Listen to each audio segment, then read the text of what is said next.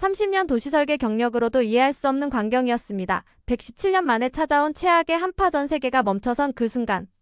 영국 교통부가 속수무책으로 바라만 보던 그날. 대한민국의 수도 서울은 달랐습니다. 영국 왕립도시계획연구소가 밝혀낸 서울의 특별한 비밀. 오늘은 영국 도시설계 전문가가 직접 목격한 대한민국의 힘 그 현장을 공개합니다. 안녕하세요. 영국 런던의 도시설계 전문가 에드워드 밀러입니다. 지난 20년간 세계 각국의 도시 인프라를 연구하며 더 나은 도시 환경을 만들어내는 일을 해왔습니다. 특히 교통 시스템과 도시 설계를 통합적으로 접근하는 방식으로 지속 가능한 도시 개발에 기여하고 있죠. 서울행을 결정하게 된 건 우연히 접한 한 논문 때문이었습니다. 세계에서 가장 효율적인 대중교통 시스템을 가진 도시 마이너스 처음엔 반신반의했습니다. 런던도 세계적인 대도시인데 과연 서울이 우리보다 앞서 있을까? 하지만 논문을 깊이 살펴볼수록 놀라움을 금치 못했습니다. 하나의 교통카드로 모든 교통수단을 이용할 수 있고 실시간으로 교통정보가 공유되며 환승할 때도 추가 요금이 없다니. 런던에선 아직도 버스와 지하철이 각각 다른 시스템으로 운영되고 있는데 말입니다. 마침내 서울시로부터 초청을 받아 일주일간의 연구 방문을 시작했습니다. 인천공항에 도착했을 때부터 달랐습니다. 공항에서 도심까지 가는 길 디지털 안내판에는 실시간으로 열차 도착 시간이 정확하게 표시되고 있었고 영무원들은 영어로 친절하게 안내해 주었습니다. 하지만 진짜 놀라움은 그 다음날 아침 시작되었습니다. 시차 적응이 되지 않아 새벽부터 잠에서 깼는데 창밖으로 하얀 눈송이가 펑펑 쏟아지고 있었습니다. 호텔 직원의 말로는 117년 만에 기록적인 폭설이라고 하더군요. 순간 가슴이 철렁 내려앉았습니다. 작년 겨울 런던의 악몽이 떠올랐기 때문입니다. 그때도 이만큼의 폭설이 내렸고 도시는 완전히 마비되었습니다. 지하철은 운행을 중단했고 버스들은 도로에 갇혀 움직이지 못했으며 히드로 공항은 이틀 동안 폐쇄되었죠. 당시 저는 도시설계팀장으로서 비상대책본부에서 36시간을 꼬박 세워가며 대책을 세웠지만 속수무책이었습니다. 서울도 비슷한 혼란을 겪게 되겠구나. 오늘 예정된 교통공사와의 미팅도 취소되겠지. 하는 생각에 한숨을 쉬며 로비로 내려갔습니다. 그런데 이게 웬일입니까? 새벽 4시였는데도 도로는 이미 깨끗하게 치워져 있었고 제설 차량들이 질서정연하게 움직이고 있었습니다. 호텔 프런트에서 들은 이야기로는 서울시가 이미 자정부터 제설 작업을 시작했다고 합니다. 날씨 예보를 보고 미리 대비했다는 것이었죠. 하지만 더 놀라운 건 따로 있었습니다. 호텔 앞 상점가의 주인들이 하나둘 모여들어 자발적으로 눈을 치우고 있었고 서로 따뜻한 커피를 나누며 웃고 있었습니다. 에드워드 씨 이렇게 일찍 나오셨네요. 커피 한잔 하고 가세요. 호텔 옆 카페 주인 박민수 씨가 저를 발견하고 손짓했습니다. 박민수 씨의 설명으로는 이게 특별한 일이 아니라고 합니다. 매년 겨울이면 상점 주인들이 자발적으로 모여 제설 작업을 한다는 거죠. 우리 가게를 찾아오는 손님들이 미끄러지면 안 되니까요. 당연한 일 아닌가요? 그 말에 가슴 한켠이 먹먹해졌습니다. 런던에서는 상상도 못할 일이었으니까요. 우리는 늘 책임 소재를 따지기 바빴고 제설 작업은 온전히 시의 몫이라고만 생각했습니다. 하지만 여기 서울의 새벽길에서는 전혀 다른 광경이 펼쳐지고 있었습니다. 새벽길에서 목격한 서울의 모습은 저를 1년 전 런던으로 데려갔어요. 작년 겨울 런던은 40cm가 넘는 폭설로 혼돈 그 자체였죠. 아직도 그때를 떠올리면 한숨이 나와요. 도시설계팀장으로서 저는 비상대책본부에서 밤을 새워가며 대책을 세웠지만 모든 게 역부족이었어요. 도로는 완전히 마비되어 버스는 물론이고 지하철 입구까지 눈에 파묻혔고 환경미화원들의 출근도 불가능했죠. 제설 차량들은 끊임없이 움직였지만 눈이 너무 빨리 쌓여 효과가 없었어요. 매일 아침 관제센터에서 받는 보고는 최악이었습니다. 운행 중단된 버스가 수백 대, 폐쇄된 지하철역이 수십 곳, 그리고 도시 곳곳에서 발이 묶인 시민들.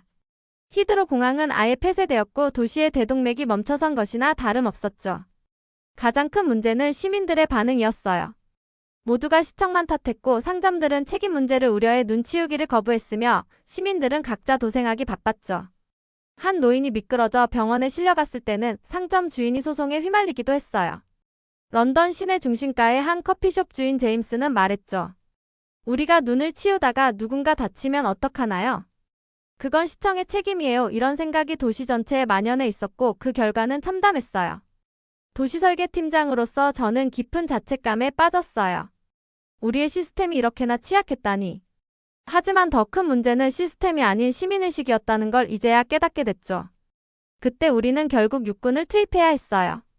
3일이 지나서야 겨우 도로가 정상화되었지만 그 사이 발생한 경제적 손실은 어마어마했죠. 영국 전체 GDP의 0.5%가 이 폭설로 인해 감소했다는 분석이 나올 정도였어요. 이런 악몽 같은 기억을 안고 서울에 왔는데 눈앞에 펼쳐진 광경은 너무나 달랐어요.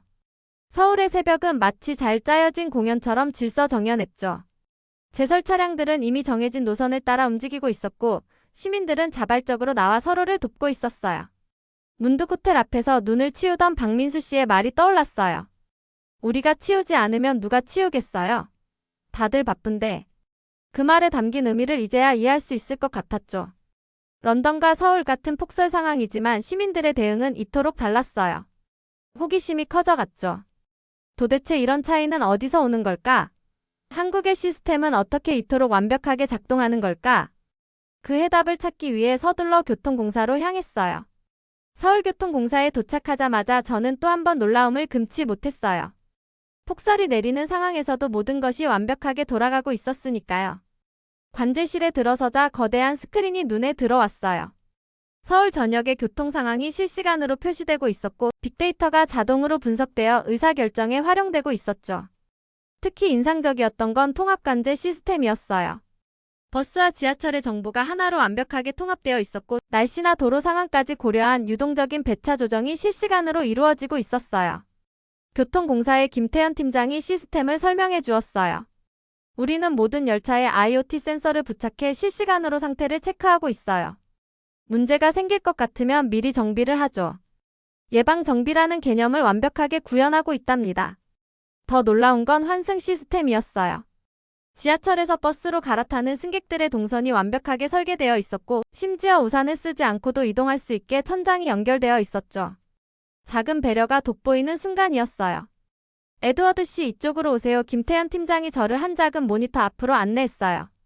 거기에는 시민들의 실시간 민원과 제안이 올라오고 있었죠. 이 민원들은 단순히 쌓이는 게 아니라 즉시 검토되고 필요한 경우 시스템에 반영됩니다. 시민과 시스템이 서로 소통하면서 발전해 나가는 거죠. 강남역으로 이동하면서 또 다른 발견을 했어요. 출구마다 설치된 대형 스크린에는 주변 버스들의 실시간 위치가 표시되고 있었고 승객들은 지하철에서 내리기 전에 이미 자신이 탈 버스의 도착 시간을 알 수 있었죠. 런던에서는 상상도 못할 편리함이었어요. 홍대 입구역에서는 움직이는 보도가 인상적이었어요. 긴 환승거리를 편하게 이동할 수 있게 해주는 이 시설은 노약자나 짐이 많은 승객들을 위한 세심한 배려였죠. 더 놀라운 건 이 시설의 운영 방식이었어요. 출퇴근 시간에는 양방향으로 모두 가동하지만 그 외 시간에는 이용객이 많은 방향으로만 가동해서 에너지를 절약한다고 해요. 교통공사의 교육센터도 방문했어요. 신입 직원들의 교육 과정을 보면서 또 한 번 놀랐죠. 단순히 시스템 운영 방법만 가르치는 게 아니라 서비스 마인드와 시민 중심의 사고방식을 강조하더군요. 심지어 장애인과 노약자의 입장을 직접 체험해보는 과정도 있었어요. 길을 헤매는 외국인 관광객에게 영어로 친절하게 길을 설명해주는 영무원을 보며 문득 깨달았어요. 서울의 교통 시스템이 특별한 이유는 단순히 첨단 기술 때문이 아니었어요. 시스템을 운영하는 사람들의 마음가짐, 그리고 그것을 이용하는 시민들의 성숙한 시민의식이 있었기에 가능한 거였죠. 서울의 첨단 시스템에 감탄하던 중 문득 창밖으로 눈이 더욱 거세게 내리기 시작했습니다. 관제실 직원들은 바로 비상체계로 전환했고 저는 그들의 움직임을 유심히 지켜보기로 했죠. 놀라웠던 건 시스템의 반응 속도였습니다. 기상청의 강설 정보가 실시간으로 공유되고 각 지역별 제설 차량 배치가 자동으로 최적화되었습니다. 그러나 더욱 인상적이었던 건 시민들의 대응이었습니다.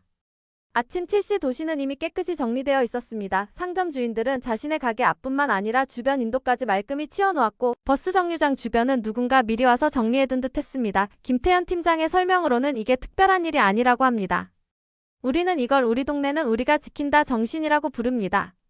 강남역 근처에서 특별한 광경을 목격했습니다. 70대로 보이는 노부부가 새벽부터 나와 눈을 치우고 계셨습니다. 궁금해서 다가가 여쭈어 보니 매일 아침 이 시간씩 이렇게 하신다고 합니다. 젊은 사람들이 출근하느라 바쁜데 우리라도 해야지 웃으시며 하시는 말씀에 가슴 한켠이 뭉클해졌습니다.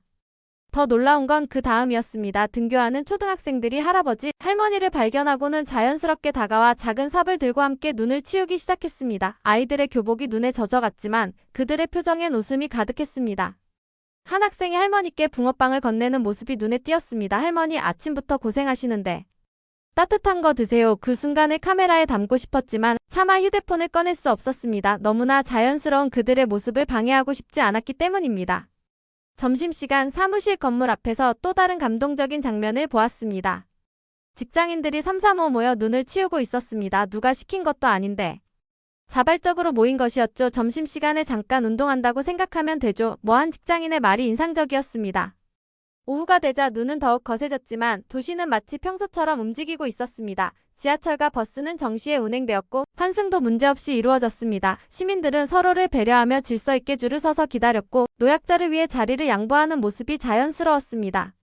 한 버스 정류장에서는 인근 가게 주인들이 모여 커피를 나누며 이야기꽃을 피우고 있었습니다. 이렇게 모이는 게 벌써 10년이 넘었어요. 서로 얼굴도 보고 도시도 깨끗해지고 일석이조 아닌가요? 그들의 웃음소리가 추운 겨울거리를 따뜻하게 만들었습니다. 밤이 되어도 도시의 움직임은 멈추지 않았습니다. 퇴근하는 시민들이 자발적으로 눈을 치우는 모습, 편의점 직원이 건네는 따뜻한 음료, 서로를 걱정하며 안전한 귀가를 당부하는 모습들이 계속되었습니다. 이런 작은 배려와 관심이 모여 거대한 도시를 움직이고 있었습니다. 김태현 팀장의 말이 떠올랐습니다. 우리의 진짜 힘은 시스템이 아닌 시민들의 마음입니다. 아무리 좋은 시스템도 그것을 움직이는 건 결국 사람이니까요. 그의 말을 실감하는 순간이었습니다. 서울에서의 마지막 날 저는 특별한 결심을 하게 되었습니다. 새벽 제설 작업에 직접 참여해보기로 한 것입니다. 호텔 주변 상인들께 부탁드렸더니 흔쾌히 허락해 주셨죠. 새벽 3시 약속대로 호텔 앞 카페 주인 박민수 씨와 만났습니다. 박민수 씨는 이미 주변 상인들과 함께 제설 도구를 들고 나와 있었습니다. 에드워드 씨, 추운데 일찍 나와주셔서 감사합니다. 그의 진심 어린 인사가 차가운 새벽 공기를 따뜻하게 만들었습니다. 처음엔 많이 어색했습니다. 눈을 치우는 방법도 서툴렀고 한국어로 대화하는 것도 쉽지 않았습니다. 하지만 상인들은 친절하게 가르쳐 주셨습니다. 이렇게 하면 더 쉬워요. 여기는 제가 할게요. 말없이 돕는 그들의 모습에 마음이 따뜻해졌습니다. 새벽 4시 우리는 벌써 호텔 앞거리와 주변 버스 정류장까지 깨끗이 치웠습니다. 박민수 씨가 따뜻한 커피를 건네며 이야기를 나눴습니다. 우리가 치우지 않으면 출근하는 사람들이 불편할 거예요. 게다가 누군가 미끄러지기라도 하면 안 되잖아요.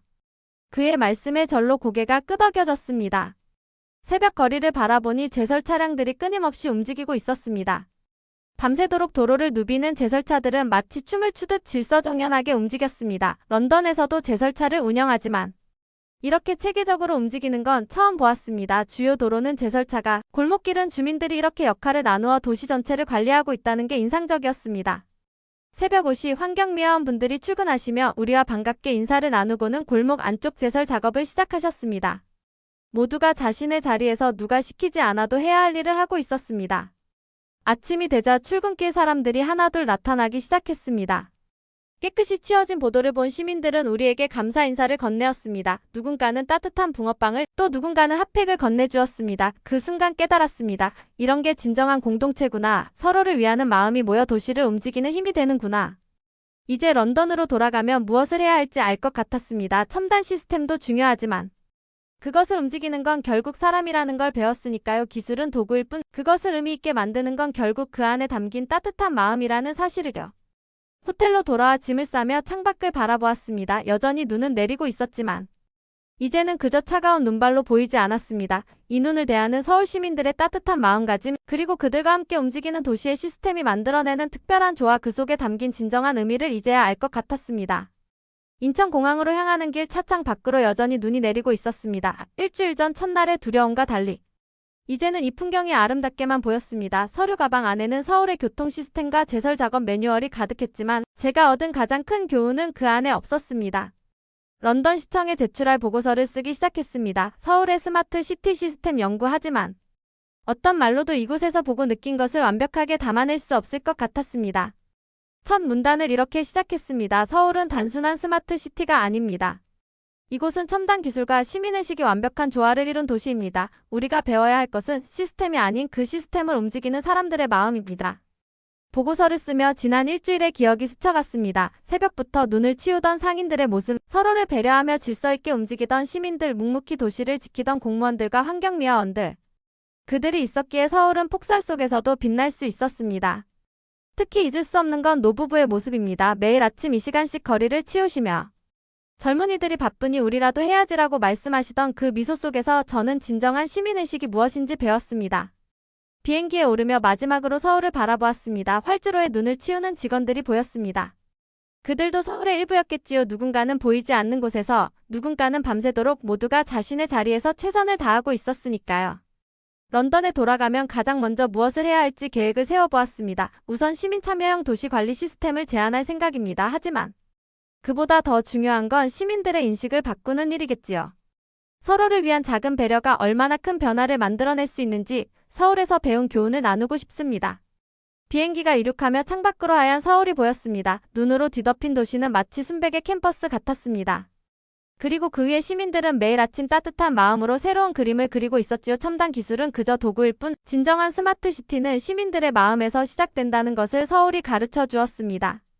영국 상공에서 마지막 보고서를 마무리했습니다. 우리는 흔히 스마트 시티를 이야기할 때 기술만을 떠올립니다. 하지만 서울은 다른 길을 보여주었습니다. 시민들의 자발적인 참여, 서로에 대한 배려, 그리고 공동체 정신, 이것이야말로 진정한 스마트 시티의 핵심입니다. 런던이 나아가야 할 길도 바로 이것이 아닐까요? 이제 제 앞에는 새로운 도전이 기다리고 있습니다. 서울에서 배운 교훈을 런던에서 어떻게 실현할 수 있을지 그 방법을 찾는 것이 저의 새로운 과제가 되었습니다. 하지만 두렵지 않습니다. 서울이 보여준 가능성이 있기에 우리도 할 수 있을 것이라 믿습니다. 오늘의 사연은 여기까지입니다. 재밌으셨다면 구독과 좋아요 부탁드립니다. 긴 영상 시청해주셔서 감사합니다.